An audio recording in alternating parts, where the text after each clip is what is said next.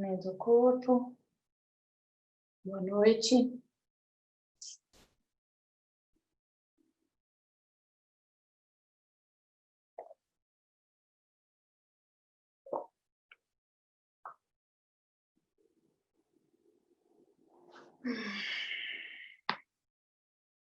Vamos seguir nossa leitura do cozinheiro do Bernie Glassman. Hoje ele está falando ainda do terceiro prato, né? Do sustento. Acho que a gente vai terminar, talvez, esse prato hoje. Ele vai falar começando do nada, que é onde a gente parou ontem.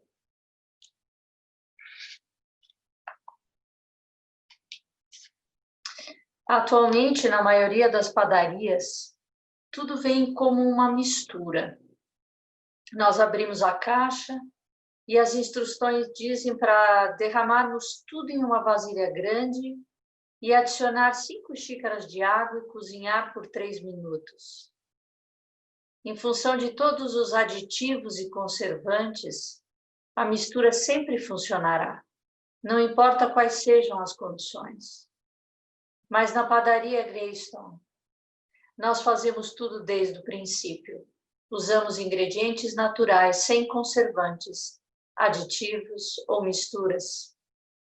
A maioria das padarias usa uma mistura de ovo em pó, por exemplo, porque é mais barato e mais fácil. Você simplesmente adiciona a quantidade de água que diz na caixa, mas nós usamos ovos frescos. Quando se cozinha a partir do básico, não se pode simplesmente adicionar água conforme as instruções da caixa. Nós temos que prestar atenção a todas as condições. Pode ser um dia quente, pode haver mais umidade no ar, a farinha pode estar com a granulação mais fina ou mais grossa, o trigo pode ter sido colhido em uma estação diferente. Quando usamos ingredientes como esses, temos que ensinar as pessoas como provar, de tempos em tempos, verificando o sabor, a textura e assim por diante. Quando os cozinheiros aprendem a cozinhar desta forma, eles tornam-se verdadeiros cozinheiros.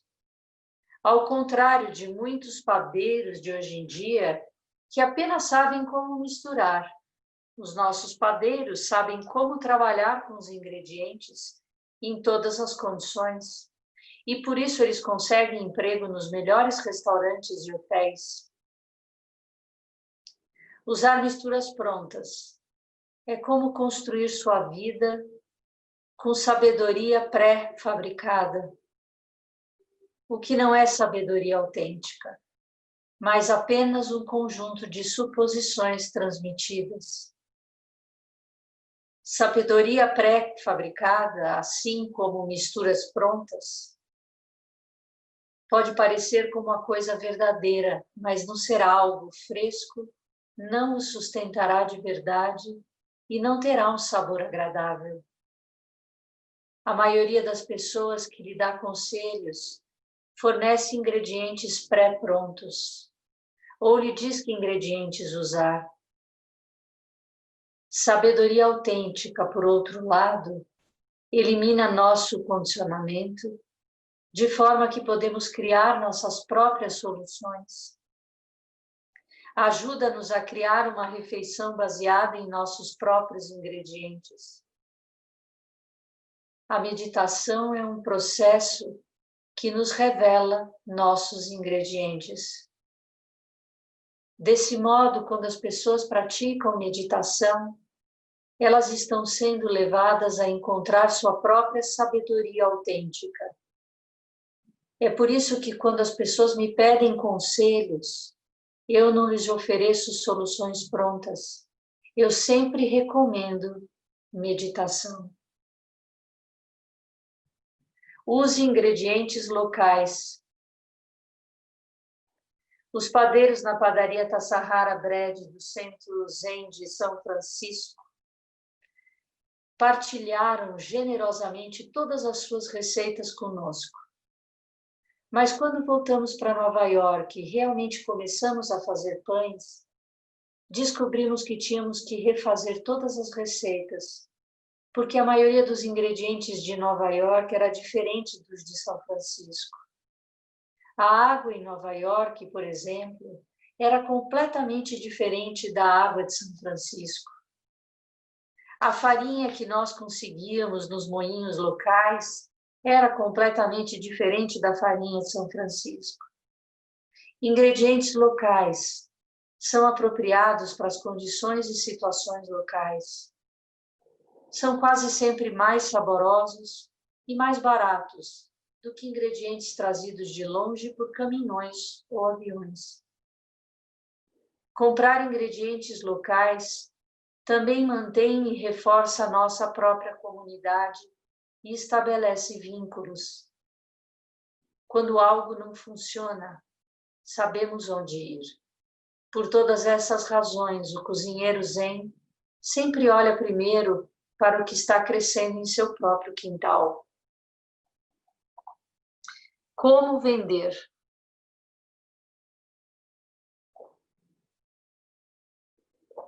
Nós começamos nossa pesquisa de mercado procurando no guia telefônico clientes em potencial. Também lemos revistas e jornais de negócios, verificamos o número de padarias especializadas e lojas de alimentação natural existentes num raio de 15, 30, 40 e 60 quilômetros a partir de nossa sede. Depois cadastramos todas as empresas similares em nosso computador. Em termos de restaurantes, lojas especializadas, fornecedores corporativos de alimentação e lojas de departamento. Aí, então, alguém contatava cada cliente em potencial para agendar uma visita de vendas. Nossos primeiros produtos foram muffins, broas e alguns bolos. Começamos a visitar as lojas em novembro de 82, para aproveitar a temporada de férias que se aproximava. Associados que tinham carro se voluntariaram para levar nosso pessoal de vendas de uma reunião a outra. Colocamos nossas primeiras amostras em uma bonita caixa vermelha enfeitada com um laço. A primeira loja que visitamos foi Neiman Marcus, em White Plains. Eles olharam a caixa e disseram que era linda. Aí provaram o produto e disseram que era delicioso. E então falaram, vamos comprá-lo. Dali fomos para as lojas Bloomingdale. E também eles fizeram pedidos. A fase de preparar e planejar havia terminado. Nós já estávamos no mercado. Mais ou menos um ano depois, por volta de janeiro de 83, tínhamos 45 clientes em Winchester e Manhattan. Em agosto de 84, adicionamos a loja Macy de Stanford, alcançando o número de 100 clientes, e nossa venda semanal atingiu uma média de 12 a 15 mil dólares, com um quarto desse valor vindo de um café com atendimento ao público, negócio que também havíamos começado. Saber a origem dos seus ingredientes. É importante saber de onde nossos ingredientes vêm. Nós podemos pensar inicialmente que eles vêm de fornecedores ou de atacados, ou que nossa água vem da torneira. Mas os ingredientes que usamos em nossas vidas e para o nosso sustento consistem dos mesmos elementos de que somos feitos: terra, água, fogo, ar e espaço. Esses elementos estão todos interconectados e cada um tem um efeito sobre o outro. O ingrediente trigo, por exemplo, inclui solo, chuva, rio e luz do sol. Também inclui o elemento do trabalho e do suor humano. os agricultores que plantam o trigo, os trabalhadores que fazem a colheita e preparam os fardos, os caminhoneiros, os processadores, os empacotadores, os carregadores, os projetistas e publicitários e os funcionários da loja que o vendem. Quando vemos isto, nós percebemos que o que quer que façamos, não importa quão aparentemente inconsequente seja, também tem um efeito no ambiente, nos nossos filhos, netos e nas gerações futuras. Dogen sabia muito bem disso. Um rio que passa atrás de Eiheiji, o templo Zen que ele fundou no Japão, continha água em abundância. Córregos de montanhas e cachoeiras desembocavam no rio. Não obstante, quando Dogen ia aos córregos, ele pegava uma porção de água e então devolvia metade ao riacho para gerações futuras. Aquele rio ainda hoje é chamado de Rio da Meia Porção. Nosso ingrediente secreto. O meio de vida correto está realmente no coração do Zen, em função de um ingrediente secreto que os Zen budistas chamam de prática no trabalho. No Zen, a meditação sentada ou zazen é uma forma de praticar, mas não é a única. Nós também podemos meditar enquanto trabalhamos.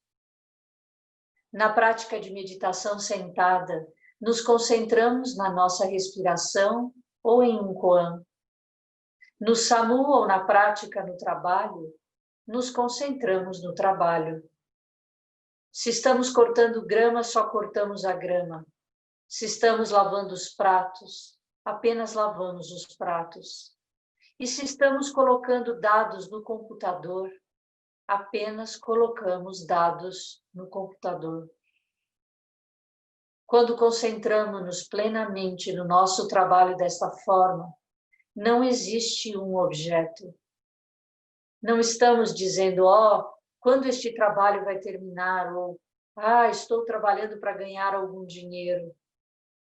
Nós estamos simplesmente trabalhando, plenamente presentes no momento. Quando trabalhamos desse modo, não desperdiçamos energia nos preocupando com todas as coisas que deveríamos ter feito no passado ou com todas as coisas que podemos fazer no futuro. Ao contrário, nós usamos nosso trabalho como uma prática de meditação que ajuda-nos a ficar no presente e auxilia a nossa concentração. Quando trabalhamos dessa forma, ao invés de ficarmos cansados, nosso trabalho realmente nos traz energia e paz mental. Nosso ingrediente mais importante. O Zen foi, provavelmente, o ingrediente mais importante dos nossos bolos.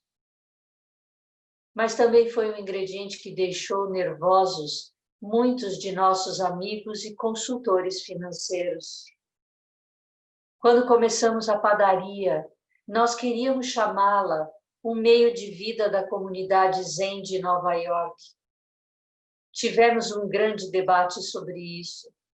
A maioria das pessoas de relações públicas nos disse que realmente não mencionássemos o Zen, porque temiam que as pessoas nos considerassem um culto. Eles queriam que nós a chamássemos de padeiros de Houston Valley, ou padeiros Riverdale, ou pães melhores, ou tesouro do padeiro. Havia centenas de nomes. No fim, penso que minha resposta foi de que eu não queria lidar com pessoas que não queriam tratar conosco. Eu queria que as pessoas soubessem quem éramos. Decidimos que nosso nome seria Padaria Greyston e acabamos colocando as palavras: o meio de vida da comunidade Zen de Nova York no caminhão e em todos os rótulos. Então, uma coisa engraçada aconteceu.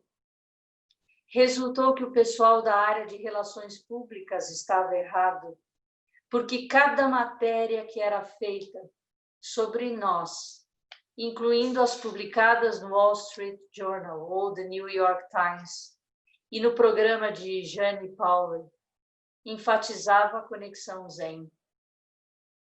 Portanto, a coisa sempre funciona nos dois sentidos. A padaria cresceu a partir do Zen, da ideia de prática no trabalho e no meio de vida correto.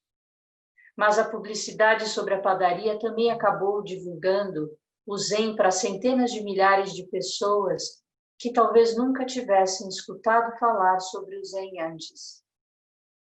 É sempre melhor assumir quem você é e ser franco sobre o que você está fazendo. Se as pessoas ficam desconfortáveis com isso, então você tem uma oportunidade maravilhosa para trabalhar com essas pessoas, para aliviar seus medos. Sim, mas isso é Zen? A verdade é que você não pode definir o Zen melhor do que você pode definir sua própria vida. Quando as pessoas visitam nossa comunidade e elas veem a padaria e o trabalho de ação social, alguém sempre pergunta: sim, mas isso é Zen? Sim, mas isso é Zen? É uma versão americana contemporânea de um koan que aparece nos textos clássicos chineses. O que é Buda? Não há uma resposta certa para essa pergunta, mas todas as respostas autênticas dizem a mesma coisa. Uma das respostas famosas, por exemplo, é a árvore de cipreste no jardim. O mestre zen chinês Joshu respondeu: 3 libras de linho, porque no caso havia 3 libras de linho à sua frente. Se Joshu estivesse trabalhando na padaria hoje em dia e alguém lhe perguntasse o que é Buda, eu acho que ele responderia de maneira diferente. Ele provavelmente olharia ao seu redor e diria: 1 quilo de doce de chocolate. Eu vou parar aqui.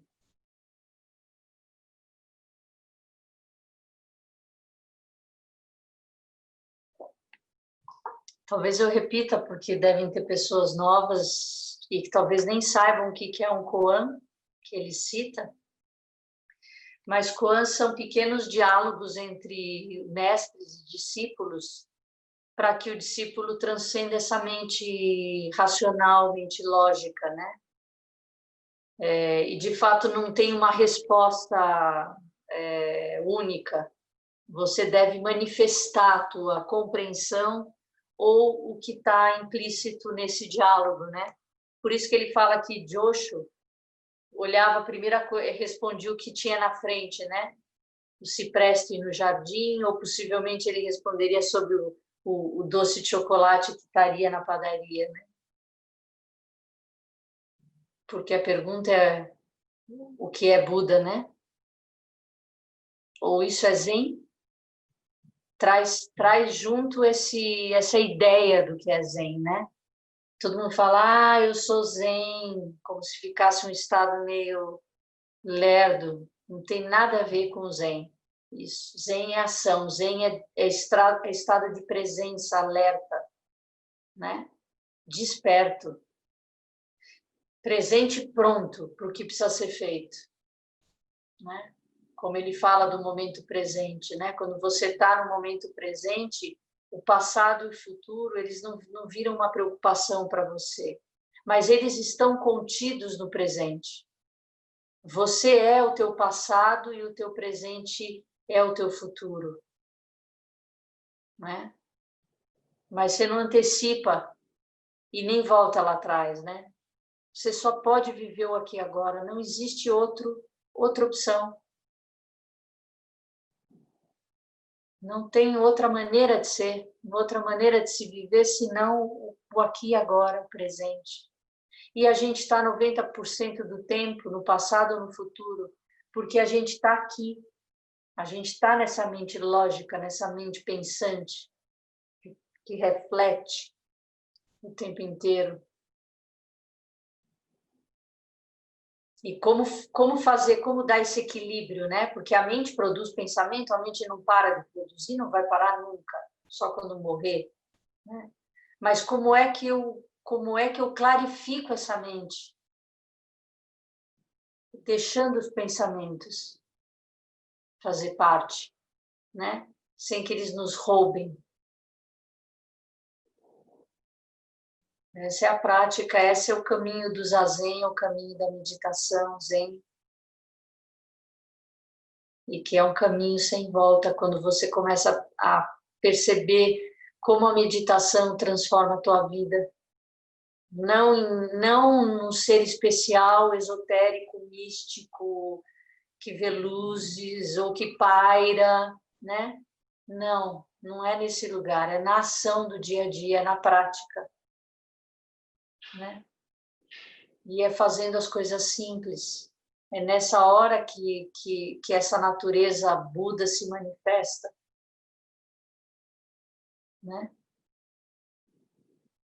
Porque nós todos somos Budas, desde que a gente viva como, fale, pense e haja como.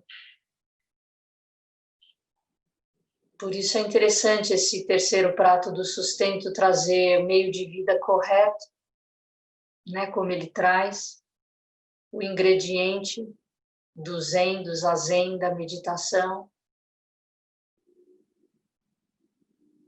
E essa verdade que eu também achei bonito isso, né, de você dizer quem você é. Não ser uma coisa e querer parecer ser outra porque dizem que pega melhor se for, né? Ah, no mercado vai ficar estranho se você disser que é, né? Eu penso, inclusive, sobre o meu voto monástico, né? Quando muitas pessoas acham estranho que eu me posicione sobre o momento que o país está vivendo, que o mundo está vivendo, né? Em relação às questões de governo, às atitudes, como se o monge, a monja não poderia dizer o que pensa, né? Não poderia estar envolvida com isso, como se isso fosse separado da minha vida, como se isso não interferisse na prática, né? No caminho. Alguém quer falar alguma coisa?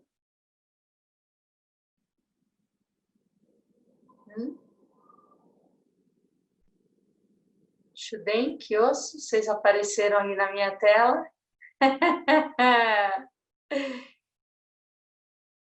Então, eu vou falar que essa semana tem fornada de pão, né? E granola. As encomendas de preferência até amanhã, mais tardar quarta-feira, só para a gente se organizar, apesar que hoje já foi alimentado o Levan, né? Então, mas se alguém quiser, faz contato com a Iori. Eu acho que tem pessoas que estão entrando recentemente que estão só no grupo do Zazen online, então não recebe essa informação sobre os pães, né, os pães e a granola que a gente produz no mosteiro. Então, se interessar, me manda uma mensagem, tá bom? Para a gente poder fazer chegar nas suas mãos. Que mais? Alguém quer falar alguma coisa? Eu gostaria de falar uma coisa, Arro. Ai, Fabiana. Eu queria agradecer, foi muito profunda a leitura de hoje para mim. Queria agradecer profundamente. Maravilhoso mesmo. Muito obrigada. Obrigada, Bernie. Obrigada ao Zen. Muito bom esse texto, né? Essa capacidade que ele fez de trazer o Zen para as questões práticas, né? A gente Sim. é disso. Senão a gente fica numa fantasia, né? E não faz essa ponte, né? Não liga, né? Eu achei isso muito bom. Obrigada. Muito agradecida. Mais alguém? Tem vários textos que se destacam, né? Um deles é esse, quando ele pergunta o que é Buda, e ele responde com aquilo que está, com que ele está lidando no momento, né? Aquilo é Buda, né? É. E aí também essa verdade, né? E esse construir com os ingredientes, você conhecer os ingredientes, né? E o quanto é isso, e esse caminho desse empreendimento, né? Bonito esse empreendimento deles, né? Sim, sim. Então é E isso. ingredientes locais também, de entender que não é o que é bom num lugar, não necessariamente é bom no teu, porque você tem que levar em consideração o clima, o tempo. Acho o Kiosso fazendo pão no mosteiro, eles também estavam, a gente estava experimentando um forno que a gente ganhou, né, um forno profissional, a gente sempre fazia em forno de caseiro, teve todo um aprendizado com o tempo. Quando o clima está frio, a massa cresce num outro tempo. É muito Sim. incrível, né? Você abrir atenção para tudo, para todos esses ingredientes, né? Que estão no preparo, tudo, não é só do pão, você faz tudo na tua vida, tudo com que você se relaciona tem inúmeros ingredientes, né? E a gente tem que treinar essa sensibilidade para perceber, né? Sim, muito. Mais alguém?